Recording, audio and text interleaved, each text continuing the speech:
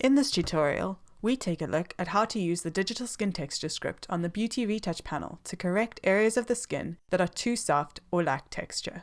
Sometimes, after you've done a lot of work in a certain area of skin, such as removing crosshairs or baby hairs on the forehead or a large blemish, you may find that the texture of the area looks too soft now in comparison to the surrounding skin. Our digital skin texture script might be a great help to such an issue. So let's look at our specific image here. And I'm just going to zoom in quite close so that we can see exactly what's going on. If you look over here, you can see that this area is looking very soft in comparison to the surrounding skin, and the texture doesn't fit in at all. What I'm going to do is I'm going to run the digital skin texture script, and I'm going to get a soft white brush, and I'm going to just paint in over that area.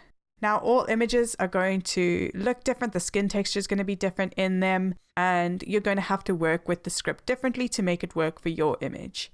If we just zoom out, you can see that when you zoom out, it actually, even just like this, it's a good improvement to that area, but it needs a little bit of work to fit in a little bit more naturally. What I'm going to do is I've got all of these pixels that I don't need in this layer.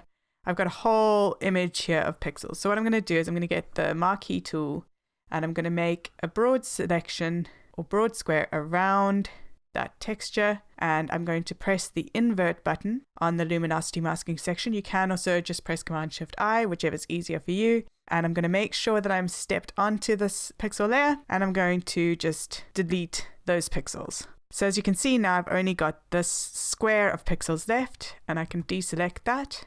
And now what I want to do is I want to unlink this layer from its mask. And when you unlink a layer from a mask, you can move the layer independently of the mask or the mask independently of the layer. And to do that, all you do is you get this little link icon here and you click on it, and that unlinks them. But if you need to relink it, you just re-click and they'll be relinked. But I don't want to do that for now, so I'm just going to unlink them, and I'm going to press Command T, and I'm just going to very carefully just reduce the size of this digital skin texture until it matches with the size of the texture in the surrounding skin. And I'm looking specifically at the size of this texture to this texture, and I think that's looking about right.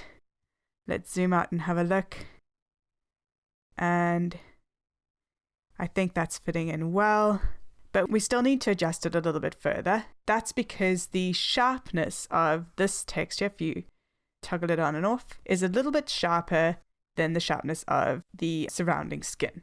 So it's not fitting in badly with even so, but what I'm going to do is you can do it in one of two ways. You can either blur this layer slightly, or you can reduce the opacity of the layer, which is what I'm going to do.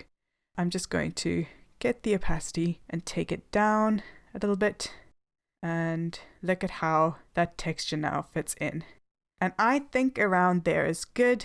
Let's zoom out and make sure it's fitting in well, and look up close and make sure it's fitting in well. And you can see that's making a huge difference and really improving that area which was looking way too soft. So you always want to make sure that what you've done with any sort of retouching step works at various levels of zoom and looks good and fits in with the entire image, which I think this really does. So I'm now going to zoom back in and double check again. And yes, that works. So with that done, you would have quickly and easily dealt with soft or damaged skin texture by using the digital skin texture button of the Beauty Retouch panel.